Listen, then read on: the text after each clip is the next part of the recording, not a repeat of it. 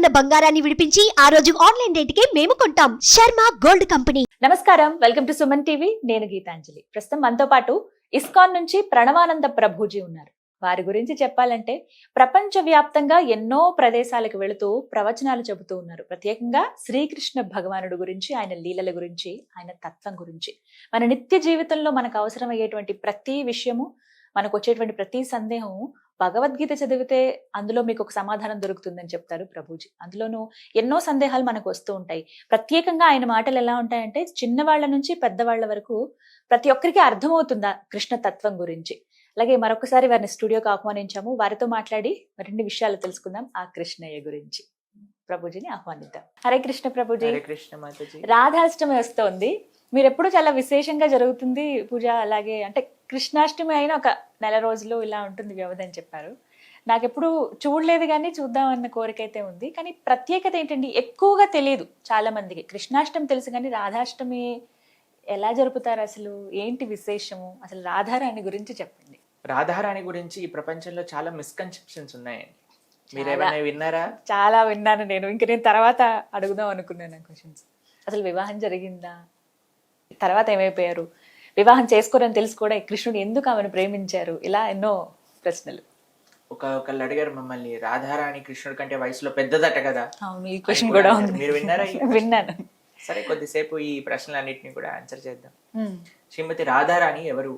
మొట్టమొదటి ప్రశ్న. మునీంద్ర బృంద వండితే త్రిలోక శోకహారిణి ప్రసన్న వక్త్ర పంకజే నికుంజ భూవిలాసిని బ్రజేంద్ర భాను నందిని బ్రజేంద్ర సూను సంగతే కదా కరిష్యసి మమ కృపా కటాక్ష భాజనం.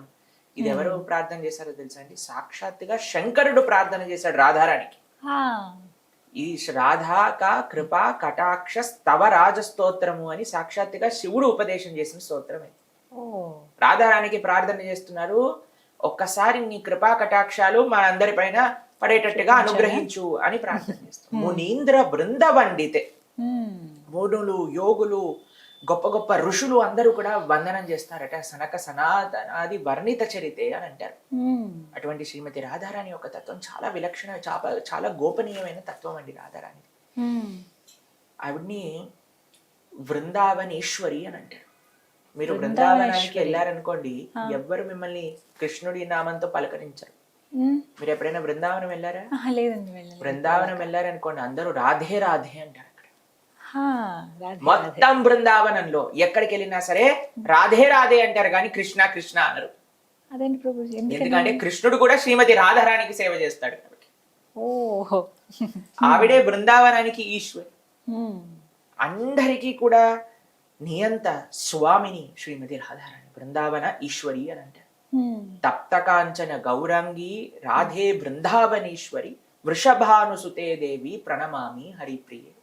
వృషభాను కీర్తిద, వీళ్ళిద్దరికి అవతరించింది శ్రీమతి రాధారాణి. ఆవిడ అవతరణ ఎలా జరిగిందండి అసలు? రావల్ అనే ప్రదేశంలో శ్రీమతి రాధారాణి ఒక సహస్రదళ పద్మం పైన ఆవిర్భవించారు. సీతమ్మ తల్లి ఎలా అయితే అయోనిజ, ఎలా అయితే ఒక పెట్టెలో జనక మహారాజు దున్నుతున్నప్పుడు దొరికిందో, అలానే శ్రీమతి రాధారాణి వృషభాను మహారాజ్ కి ఆ రావల్ అనే ప్రదేశంలో ఒక సహస్రదళ పద్మంలో లభించింది.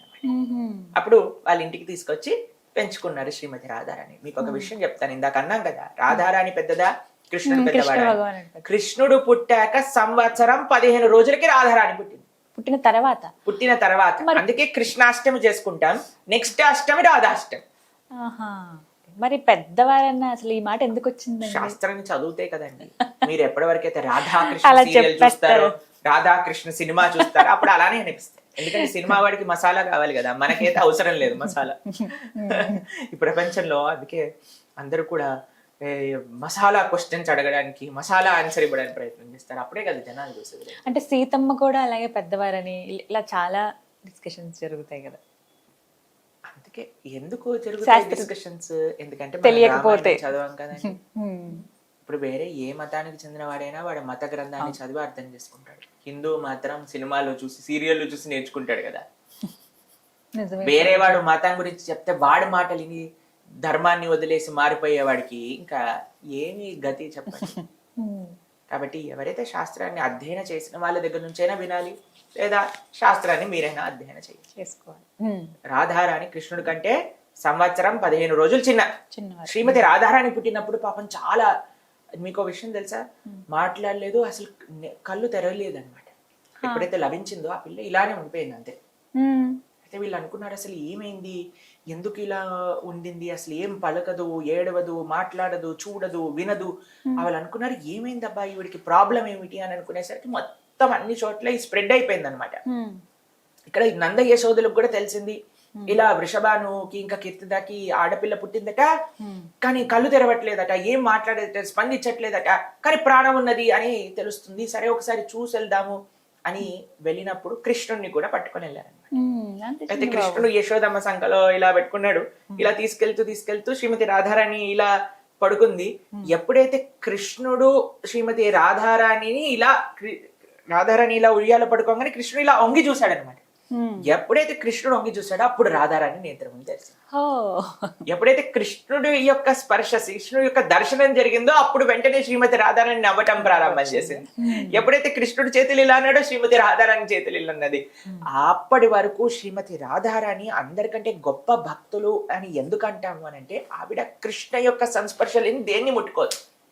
కాబట్టి ఆవిడ ఈ ప్రపంచంలోకి వచ్చినప్పుడు కూడా ఫస్ట్ దర్శనం కృష్ణుడిని చేసుకుంది. అయితే ఎప్పుడైతే చక్కగా పాయసాన్ని, పరమాన్నాన్ని అన్ని తయారు చేసి అందరికి పెడుతున్నారనమాట. అయితే కృష్ణుడి నోట్లో కూడా పాయసాన్ని పెట్టారు. పాయసాన్ని పెట్టేసరికి కృష్ణుడు ఎప్పుడైతే పాయసాన్ని తీసుకున్నారో ఆ మహాప్రసాదం ఉంటుంది కదా, అది ఫస్ట్ శ్రీమతి రాధారాణి తీసుకున్నది అనమాట.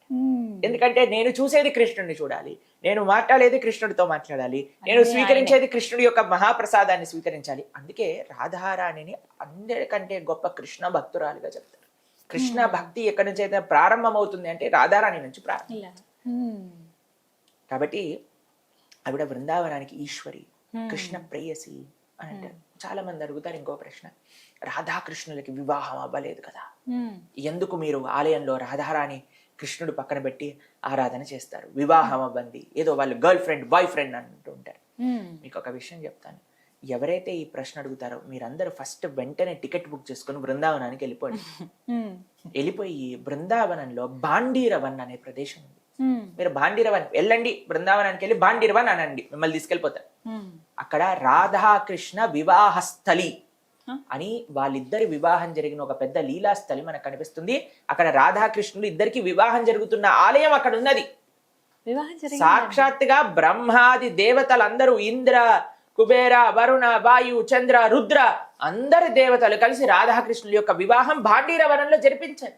మీరు ఇంటర్నెట్ లో ఉన్నారు కదండి, రాధాకృష్ణ వివాహ స్థలి అని పెట్టగానే వచ్చేస్తాయి మీకు. ఆలయం ఉంది ఇంకా రాధాకృష్ణుల యొక్క వివాహం జరిగిన ఆలయం అదే స్థలంలో జరిగినది. కాబట్టి మనకి తెలియదు, అందుకే అంటారు జనాలు ఎన్నో విషయాలు అంటూ అవన్నీ నిజం కాదండి. ఇప్పుడు రాముడు వెనక చాటు నుంచి వారిని బాణం వేశాడు, చెట్టు చాటు నుంచి చంపేశాడు, అన్యాయం చేశాడు. దాని గురించి మనం ఆన్సర్ చెప్పుకున్నాం, మాట్లాడు. అవును, వాడే నెక్స్ట్ జన్మలో వచ్చి కృష్ణుని చంపేశాడు. ఇవన్నీ కట్టుకడలు చెప్పుకోవడానికి మనం ఫేమస్ కదండి. కానీ శాస్త్రంలో వాళ్ళు చెప్పుకోవాలి, గర్గ సంహిత ఎన్నో శాస్త్రములు మనకు చెప్తున్నాయి, బ్రహ్మవైవర్తర పురాణం. మీకు ఒక విషయం చెప్తాను, ఒక స్త్రీ పురుషుడు వేరు వేరు అవుతే వివాహం అనే సంబంధం అవసరం అండి. ఒక పురుషుడు ఒక స్త్రీ వాళ్ళిద్దరూ కూడా సాంప్రదాయకంగా వైదికంగా ఒక దగ్గర కుటుంబ రూపంగా ఉండాలి అంటే వివాహం అనే సంస్కారం అవసరం. రాధాకృష్ణులు ఒక స్త్రీ పురుషుడు కాదండి, రాధాకృష్ణ ఏకతనుహే, వాళ్ళిద్దరూ ఒకటే, వేరు వేరు కాదు, ఇద్దరు అని అంటే ఇద్దరు ఒకటే. రాధారాణి కృష్ణుడి యొక్క తత్వం ఇద్దరు ఒకటే. కానీ లీల కోసం ఈ ప్రపంచంలో భగవంతుడి యొక్క కృపా శక్తియే శ్రీమతి రాధారాణి, భగవంతుడి యొక్క ఆనంద శక్తియే శ్రీమతి రాధారాణి. అది విశేషం అనమాట. అయితే రాధాష్టమి చాలా అద్భుతమైన ప్రదేశం, చాలా అద్భుతమైన ఉత్సవం. భక్తులందరికీ కూడా కృష్ణాష్టమి రోజు మాకు అంతగా ఏం ఉండదు తెలుసా అండి, ఎందుకంటే ప్రొద్దు నుంచి రాత్రి దాకా సేవల్లోనే బిజీగా ఉంటాం. ప్రొద్దు నుంచి రాత్రి దాకా అసలు పండగ అనే అనిపించదు. సేవ సేవ సేవ, వచ్చిన వాళ్ళ లక్షలాది భక్తులకి ఏదో ఒక విధంగా ప్రసాద సేవనో లేదా ఆలయంలో సేవనో ఏదో ఒకటి ఉంటుంది. కానీ భక్తులందరూ ఆనందించే రోజు ఏదన్నా ఉంటే అది రాధాష్టమి అనమాట. ఏం చేస్తారండి అసలు ఆ రోజున? రాధాష్టమి రోజు మా ఆలయం వరకు అయితే నేను చెప్తాను, అన్ని ఆలయాలు అలానే చేస్తాయి. మా ఆలయంలో అద్భుతమైన మహాభిషేకం జరుగుతుంది శ్రీమతి రాధారానికి. ఓ, అద్భుతమైన అలంకరణ జరుగుతుంది. మా ఆచార్యులు వారి ప్రవచనం, గురువు గారు ప్రవచనం చేస్తారు. దాని తర్వాత రాధారానికి రాధాష్టమి రోజు కనీసం 2-3 వేల రకాల నైవేద్యములు సమర్పణ చేస్తారు. 2-3 వేల రకాల నైవేద్యములు సమర్పణ. రాధారానికి బాగా ఇష్టమైనది ఏంటండి? చామగడ్డ, ఓ, అర్బి. చామగడ్డ తెలుసు కదా మనకి? తెలుసు, తెలుసు. అది శ్రీమతి రాధారానికి చాలా ఫేవరెట్ అన్నమాట. అంటే కాబట్టి రాధాష్టమి కూరలాగా రోజు వండే పదార్థం ఏ రకమైన సరే రాధాష్టమి రోజు మనం రాధారానికి చామగడ్డ తోటి చేసిన పదార్థములు నివేదన చేయాలన్నమాట. చాలా ఇష్టం అని చెప్తారు రాధారానికి. ఇంకొకటి మాల్పోవా అనే స్వీట్ తెలుసా మీకు? మాల్పోవా చేస్తారు, చాలా బాగుంటుంది. మీరు మాల్పోవా రబడి, అది కొద్దిగా అరటిపండు, తర్వాత మైదా, దాని తర్వాత కొద్దిగా బ్లాక్ పెప్పర్, మిరియాల పొడి, ఇవన్నీ వేసి పాలు పోసి కలుపుతారనమాట. ఒక మనకి దోశ బ్యాటర్ లా ఉంటుంది కదా, దోశ పిండిలా చేస్తారు. చేసి వాటిని నేతిలో పోసి వేయించుతారనమాట. వేయించేసాక దాన్ని తీసి దాన్ని షుగర్ సిరప్ లో వేసిస్తారు, పాకంలో వేసేస్తారు. వేసేసి దానిపైన కుంకుమ వేసేసి, రబడి అంటే మిల్క్ ని చాలా గాఢంగా చేసి దాంట్లో షుగర్ వేసేయాలన్నమాట. వేసేసి చాలా దగ్గరగా వస్తుంది కదా, దాన్ని మాల్పోవా పైన పెట్టాలి. మాల్పోవా రబడి రాధారానికి చాలా ఇష్టం. దాని తర్వాత అర్బి అంటే చామగడ్డ చాలా ఇష్టం శ్రీమతి రాధారానికి. ఈ 2 పదార్థాలు ఆ రోజు నివేదన జరుగుతాయి. భక్తులందరికీ ఎన్ని వేల మంది వచ్చినా వాళ్ళందరికీ ఈ ప్రసాదం ఆ రోజు నివేదన చేస్తాం అనమాట. కాబట్టి శ్రీమతి రాధారాణి ఒక ఆ రోజు అద్భుతమైన కీర్తన, ప్రవచనము, మహాప్రసాదము, ఆరతి, అభిషేకం అన్ని చాలా విశేషంగా జరుగుతాయి. సెప్టెంబర్ 11th రోజు రాధాష్టమి. సెప్టెంబర్ 11th రాధాష్టమి చాలా అద్భుతం. మీకు కృష్ణ భక్తి కావాలి అని అంటే చేసుకోవాల్సిన ఉత్సవం ఏదన్నా ఉంటే అది రాధాష్టమి. ఎందుకంటే శ్రీమతి రాధారానికి ప్రార్థన, అందరూ శ్రీమతి రాధారానికి చేసే ప్రార్థన అదే అనమాట. ఎందుకంటే ఆవిడ ఈశ్వరి, అందరికీ ఈశ్వరి. అటువంటి రాధారాణి మనందరం చాలా జాగ్రత్తగా ప్రార్థన చేసుకోవాలి. చాలా మందికి రాధారాణి యొక్క తత్వం తెలియదు పాపం.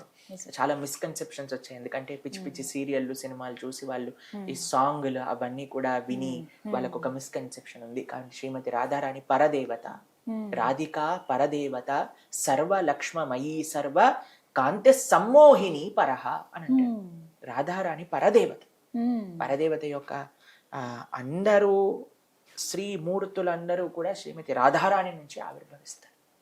కాబట్టి అటువంటి పరదేవత శక్తి స్వరూపిణి చాలా గౌరవంతో, భక్తి శ్రద్ధలతో ఆరాధన చేయాలి. సాధారణ ప్రజలుగా, భక్తులుగా మేము ఆ రోజున ప్రత్యేకించి రాధాష్టమి రోజు ఎలాంటి మీరు రాధాకృష్ణుల యొక్క చిత్రపటం మీ దగ్గర ఉన్న చక్కగా అలంకరణ, ఆరాధన చేసుకోవచ్చు. వివిధ నైవేద్యములు, ముఖ్యంగా చామగడ్డ ఇలాంటి స్వీట్లు, తర్వాత పరమాన్నం కూడా రాధారానికి చాలా ఇష్టం. ఇవన్నీ కూడా తయారు చేసి నివేదన చేయొచ్చు. కృష్ణుడికి నివేదన చేసి రాధారానికి పెట్టి చక్కగా ఆరతిచ్చుకోవచ్చు, అర్చన చేసుకోవచ్చు. రాధా సహస్రనామం, రాధా కృపా కటాక్ష స్తవరాజ స్తోత్రం, రాధా అష్టోత్తరం అన్ని ఉంటాయి. వాటిని మనం పారాయణ చేసుకోవచ్చు. అంటే ఇన్ని చదవలేని వాళ్ళు ఏదైనా సింపుల్ గా ఒక శ్లోకం గాని, ఒక మంత్రం గాని ఉందా?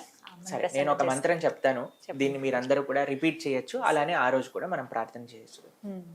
తప్త కాంచన గౌరంగి రాధే బృందావన ఈశ్వరి వృషభాను సుతే దేవి ప్రణమామి హరిప్రియే. ఈ మంత్రంతో రాధారానికి ఆరాధన చేసుకోవచ్చు. చాలా విశేషమైన కృప, కృష్ణ భక్తి లభిస్తుంది. రాధారాణి ఆరాధన డైరెక్ట్ గా కృష్ణుడి దగ్గరికి వెళ్ళే కన్నా రాధారానికి చెప్పుకుంటే చాలన్నమాట. ఆవిడ మాధ్యమంగానే వెళ్ళాలి కృష్ణుడి దగ్గరికి, తెలిసినా లేకపోతే మనం అసాధ్యం. దైవీం ప్రకృతి ఆశ్రిత అని కృష్ణుడు భగవద్గీతలో చెప్పారు. మహాత్మానస్తు మాం పార్థ. ఎవరు మహాత్ములు ఈ ప్రపంచంలో అంటే ఎవరు రాధారాణి ద్వారా నన్ను ఆశ్రయిస్తారో అని భగవద్గీతలో మధ్యలో చెప్పారు కృష్ణుడు. దైవీ ప్రకృతి, ఆంతరంగిక శక్తి శ్రీమతి రాధారాణిని ఆశ్రయించాలి. కృష్ణుడి దగ్గరికి డైరెక్ట్ గా వెళ్ళకూడదండి, ఆయన తప్పులు లెక్కిచ్చేస్తాడు. రాధారాణి వెళ్ళారనుకోండి, మీరు బృందావన్ బిహారీ దర్శనం చేసుకున్నప్పుడు రాధారాణి చేతిలో ఒక మాల పట్టుకుంది, చూసారా? చూసాను. ఎందుకు అని అంటే ఎప్పుడైతే జీవుడు కృష్ణుడి దగ్గరికి వస్తాడో రాధారాణి మాల వేసేస్తుంది అనమాట. ఇప్పుడు మనకి ఎవరైనా ప్రేమతో మన దగ్గరకు వచ్చారనుకోండి, మాల వేసేస్తాం కదా. ఎప్పుడైతే మాల వేసేస్తుందో రాధారాణి, కృష్ణుడు ఇంకా నోరు మూసుకుంటాడు, ఏం మాట్లాడు, పాప పుణ్య విచక్షణ చేయడు. రాధారాణి యాక్సెప్ట్ చేసిందంటే కృష్ణుడు యాక్సెప్ట్ చేసేస్తాడు.